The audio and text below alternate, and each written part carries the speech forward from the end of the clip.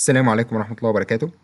النهاردة هنتكلم في حلقة من الحلقات المميزة جدا، وهنعرف خلالها الفرق بين أهم أدوية بتعالج السخونية عند الأطفال، وهما البروفين شراب، والسيتال شراب، والكاتافلاي شراب. وهنعرف إيه هي أهم استخداماتهم وجرعتهم.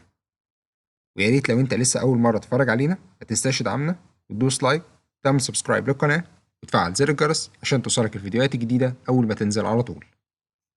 بالنسبة للبروفين شراب، فالبروفين بيحتوي على مادة فعالة واحدة، وهي الإيبوبروفين، ودي بتنزل بتركيز 100 مللي جرام لكل 5 مللي. والمادة دي بتنتمي لعيلة النون سترويدال انتي انفلاماتوري دراجز، ودي مجموعة من الأدوية ليها تأثير مسكن للألم وخافض للحرارة ومضاد للالتهاب. طيب إيه هي بقى دواعي استعمال البروفين شراب؟ أو إيه هي استخدامات البروفين شراب؟ أول حاجة بيستخدم كمسكن لآلام الأسنان الناتج عن الإصابة بالالتهابات. كمان البروفين بيستخدم كمسكن لآلام العظام والمفاصل، وبرضه بيستخدم كخافض للحرارة وبينزل السخونية عند الأطفال. كمان نقدر نستخدم البروفين لعلاج الصداع. كمان ليه دور فعال في التخفيف من أعراض البرد والإنفلونزا، وبرضه نقدر نستخدمه كمسكن للألم بعد العمليات الجراحية. طيب قول لنا بقى إيه هي الآثار الجانبية للبروفين شراب؟ أو إيه هي أضراره؟ البروفين شراب ممكن يسبب شعور بالغثيان والقيء والانتفاخ، بالإضافة إلى إنه ممكن يسبب عسر في الهضم. كمان ممكن يسبب طفح جلدي في حالة إن الطفل عنده حساسية من مكونات الدواء، وفي الحالة دي لازم يوقف الدواء. وبرضه ممكن يسبب مغص وإسهال لبعض الأطفال. وخد بالك إن الأعراض دي ممكن تظهر وممكن ما يظهرش منها حاجة أصلا. وخد بالك إن الطفل لو نزل قيء فيه دم أو نزل براز لونه أسود، ففي الحالة دي لازم يوقف الدواء ده فورا ويرجع للطبيب المعالج. طيب إيه هي بقى جرعة البروفين شراب بالنسبة للأطفال والرضع؟ بالنسبة للرضع من عمر 3 شهور إلى 5 شهور، فالجرعة بتكون 2.5 مللي كل 8 ساعات يوميا. أما بالنسبة للرضع من سن 6 شهور إلى سن 11 شهر، فالجرعة بتكون 2.5 مللي كل 8 إلى 6 ساعات يوميا. والأطفال من عمر سنة إلى عمر 3 سنين فبياخدوا 5 مللي كل 8 ساعات يوميا. أما بالنسبة للأطفال من عمر 4 سنين إلى عمر 6 سنين فبياخدوا 7.5 مللي كل 8 ساعات يوميا. وبالنسبة للأطفال من عمر 7 سنين إلى عمر 10 سنين فبياخدوا 10 مللي كل 8 ساعات يوميا. والبروفين شراب بيكون متوفر في الصيدليات بسعر 21 جنيه للإزازة الواحدة. وخد بالك إن البروفين ليه بدايل كتيرة بنفس المادة الفعالة، زي السيتافين إن والكونتا فيفر إن والميجافين إن وحاجات تانية كتيرة غيرهم. نيجي للصنف التاني وهو السيتال شراب. والسيتال بيحتوي على مادة فعالة واحدة، وهي الباراستامول أو الأسيتامينوفين، ودي بتنزل بتركيز 250 مللي جرام لكل 5 مللي. والسيتال يعتبر مسكن للألم وخافض للحرارة، لكنه ما بيكونش ليه خواص مضادة للالتهاب زي البروفين. طيب إيه هي بقى دواعي استعمال السيتال شراب؟ أو إيه هي استخدامات السيتال شراب؟ أول حاجة السيتال بيستخدم كمسكن للألم وخافض للحرارة عموما. كمان بيستخدم لعلاج حالات الصداع. كمان السيتال ليه تأثير قوي في حالات ألم الأسنان، وبرضه بيشتغل كمسكن للألم وخافض للحرارة في حالات التهاب اللوز ونزلات البرد. كمان السيتال بيوصف بعض التطعيم أو التحصين بالنسبة للأطفال. كمان بيوصف للتخفيف من الألم بعد عملية استئصال اللوز. طيب إيه هي الآثار الجانبية للستال شراب؟ أو إيه هي أضراره؟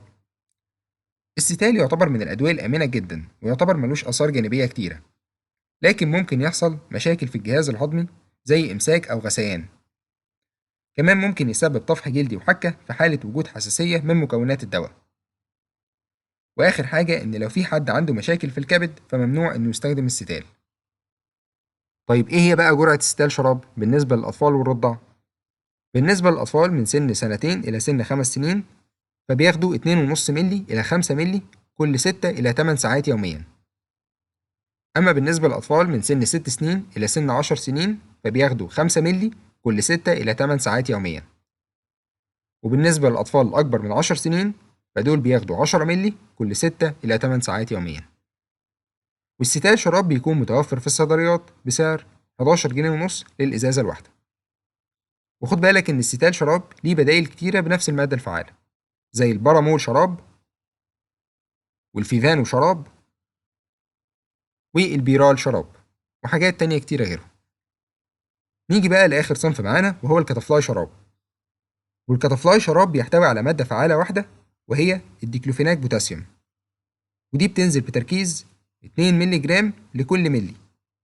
والمادة دي برضو تبع عائلة النونسترويدال أنتي انفلاماتوري دراجز، وبتستخدم كمسكن للألم وخافض للحرارة ومضاد للالتهاب. طيب إيه هي بقى دواعي استعمال الكتافلاي شراب؟ أو إيه هي استخدامات الكتافلاي شراب؟ أول حاجة بيستخدم لتسكين آلام الأسنان والتخفيف من التهابها. كمان الكتافلاي بيخفف من الألم الناتج عن الإصابات والجروح والكدمات. كمان بيوصف للتخفيف من آلام العظام والتقليل من التهابها. والكتافلاي كمان بيوصف لعلاج السخونية والحمى عند الأطفال، وبرضه بيستخدم لعلاج التهابات المفاصل الروماتيزمية اللي بتصيب الأطفال والكبار. وآخر حاجة إنه بيعالج التهابات الأربطة والأنسجة والتخفيف من ألمها. وخد بالك إن الدواء ده تحديدا لا يوصف للأطفال أقل من سنة. طيب إيه هي الآثار الجانبية الخاصة بالكتافلاي شراب؟ أو إيه هي أضراره؟ أول حاجة ممكن يسبب مشاكل في الجهاز الهضمي زي غثيان وقيء وإسهال ووجع في البطن وانتفاخ. كمان ممكن يسبب طفح جلدي وحكة في حالة وجود حساسية من المادة الفعالة الخاصة بالكتافلاي. وبرضه ممكن يسبب التهابات في الفم واللسان، وفي بعض الحالات ممكن يسبب دوخة وزغللة في العين، بالإضافة إلى إنه ممكن يسبب ضيق في التنفس للشخص اللي بيستخدمه. وكمان بيسبب نقص في عدد كريات الدم البيضاء، عشان كده الأطفال اللي عندها مشاكل في المناعة ممنوع تستخدمه، وحاجات تانية غيرهم. طيب إيه هي بقى جرعة الكتافلاي شراب؟ أو إزاي نقدر نديه للأطفال؟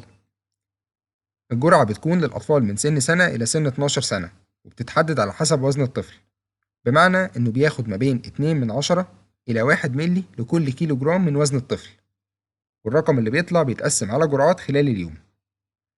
والكتافلاي بيكون متوفر في الصيدليات بسعر 23 جنيه ونص للإزازة. والكتافلاي يعتبر ملوش بدائل شراب بنفس المادة الفعالة. وبكده نكون عرفنا الفرق بين البروفين شراب والستال شراب والكتافلاي شراب، وعرفنا أهم الاستخدامات الخاصة بيهم وجرعاتهم. وأتمنى إنك لو استفدت من الحلقة دي إنك تشيرها لكل الناس عشان يقدروا يستفادوا منها وتسهل عليهم كتير جدا. وفي النهاية سبحانك اللهم وبحمدك أشهد أن لا إله إلا أنت أستغفرك وأتوب إليك، والسلام عليكم.